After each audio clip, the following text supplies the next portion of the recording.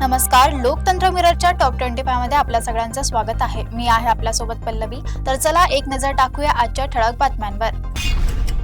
आपण जेवढे मागे जाऊ तेवढा वाद वाढेल, देवेंद्र फडणवीसांनी एका वाक्यात अजितदादांना दिला मेसेज. राष्ट्रवादी काँग्रेस शरद पवार गट 5 उमेदवारांवर शिस्तभंगाची कार्यवाही, राजकीय खळबळ. भर बाजारात हिंदू पत्रकाराची गोळ्या झाडून हत्या, बांगलादेशातील हिंसा पुन्हा चर्चेत. नव्या वर्षातील आज पहिली अंगारकी चतुर्थी, मुंबईसह राज्यभरातील गणपती मंदिरांमध्ये भाविकांची गर्दी. विवाहित महिलेचा विनयभंग, खासगी कंपन्यांच्या व्यवस्थापकावर गुन्हा दाखल.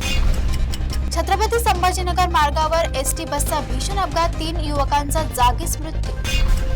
भाजप, शिवसेना, काँग्रेस, राष्ट्रवादीकडून 227 फ्रॉडची लॉंग लिस्ट जाहीर.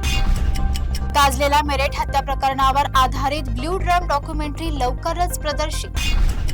राज्यसभेवरून ओबीसीचा सवाल, पुरेशी ताकद नसताना शरद पवार खासदार कसे.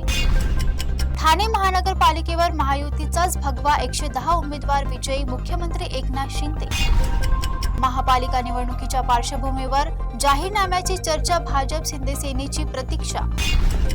उपराष्ट्राध्यक्ष JD व्हॅन्स यांच्या घरावर हल्ला, सुरक्षेचा मुद्दा ऐरणीवर. बिनविरोध निवडणुकीतील तक्रारीवर चौकशी, 69 प्रकरणाची पडताळणी सुरू. मनसेला धक्का, संतोष धुरी भाजपात जाणार असण्याची चर्चा. सरकारी नोकरींमध्ये गुणवत्ता आधारित निवड, सुप्रीम कोर्टचा महत्त्वपूर्ण निर्णय.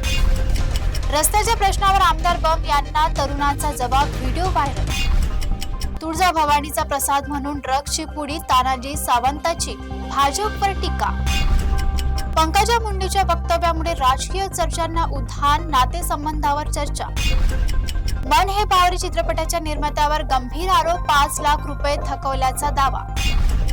कार्यकर्त्याच्या निवडणुकीत आमदारांची प्रतिष्ठा पणाला, अंतर्गत राजकारण तापले.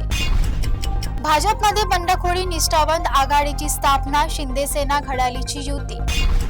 देवेंद्र फडणवीस मुख्यमंत्री असताना लाडक्या बहिणींचा निधी बंद होणार नाही, भाजप नेते. शिरसाटांचा ठाकरे गटावर हल्ला, तोफ थंडावली, केवळ कॉर्नर सभांचा आधार असल्याचा आरोप. दूषित पाण्यात फिकल कॉलिफॉर्म बॅक्टेरिया आढळला, नागरिकांच्या आरोग्याचा गंभीर प्रश्न.